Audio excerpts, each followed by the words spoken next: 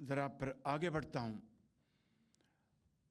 اور کچھ جہاں پر میں نے بالکل ٹھوس حقائق آپ کی خدمت میں عرض کیے ہیں، کچھ تلخ حقائق بھی آپ کی خدمت میں عرض کرنا چاہتا ہوں. اور مائنڈ نہ کیجیے گا کہ ہم ایک like we are sitting like a family ہے، اور ہمیں بالکل ایک صاف بات ہمیں ایک دوسرے کے ساتھ کرنی چاہیے. اس وقت صورتحال یہ ہے کہ تیسرا اشاریہ میں آپ کو یہ بتانا چاہتا ہوں کہ ہمارے جو ریزروز ہیں فارن ایکسچینج کے، وہ اس وقت سے اگر آپ اس کا مقابلہ کریں تو آلموسٹ ڈبل ہو چکے ہیں الحمدللہ. لیکن اس میں دوست ممالک کے قرضے شامل ہیں، اور میں آپ کو کس طرح یہ بات بتاؤں کہ کس طریقے سے ہم نے ان دوست ممالک کو جا کر قرضے لینے کے لیے ان کے درخواستیں دیں، اور ان دوست ممالک نے ہمیں مایوس نہیں کیا.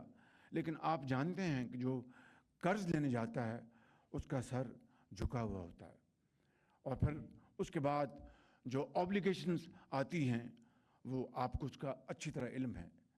میں یہاں پر بغیر کسی لگی لپٹی کے آپ کو بتانا چاہتا ہوں کہ میں بھی اور خاموشی کے ساتھ فیلڈ مارشل ہم کئی ممالک میں گئے اور ان سے کہا کہ IMF کا پروگرام ہے، یہ ہمارا ایکسٹرنل گیپ ہے، آپ اتنے بلین ڈالرز دے دیں، آپ اتنے بلین ڈالرز دے دیں. میں ان ممالک کا، ان دوست ممالک کا بے حد شکر گزار ہوں کہ جنہوں نے ہماری پذیرائی کی. لیکن آپ جانتے ہیں کہ جب کوئی کسی سے مانگنے جاتا ہے تو اپنی عزت نفس کے اوپر وہ اس کی قیمت اس کو چکانی پڑتی ہے، کمپرومائز کرنا پڑتا ہے. اور پھر بعد میں کوئی ایسا کہیں سے خواہش آ جائے تو اس خواہش کو وہ کتنی بھی وہ اس کو امپلیمنٹ کرنے کا کوئی جواز نہ ہو، آپ اس کا بوجھ لیتے ہیں.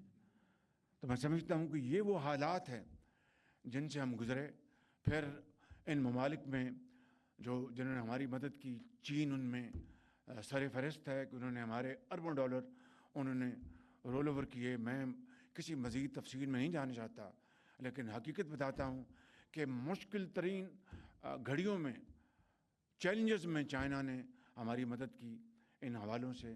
سعودی عرب نے ہماری دل کھول کی مدد کی، UAE نے ہماری مدد کی، قطر. یہ وہ ممالک ہیں جنہوں نے پاکستان کا پورا ساتھ دیا، اور اس طرح یہ پروگرام سٹچ ہوا، اور اس طرح ہم الحمدللہ آج آگے بڑھے.